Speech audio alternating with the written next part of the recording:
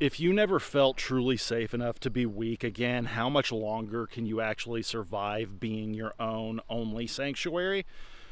This likely began the first time that you brought a genuine vulnerability to him and realized kind of mid-sentence that you were going to have to manage his reaction to your pain.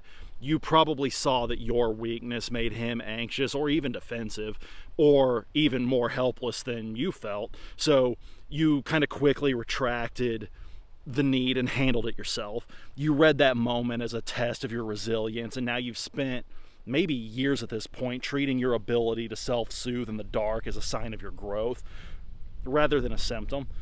It is a symptom of your isolation. You've probably rebranded your hyper-independence as strength because the alternative might be admitting that you are fundamentally unsupported, and that's really terrifying to acknowledge. What you have here is a high-stakes defense mechanism. By becoming your only sanctuary for yourself, you've eliminated the risk of being disappointed, but you've also eliminated the possibility of being held. There is technically a payoff by having a controlled environment. If you never ask for help, you never have to feel the sting of his inability to provide it. You can tell yourself that you're being a rock, but you're actually using kind of your own competence to protect yourself from the devastation of his absence.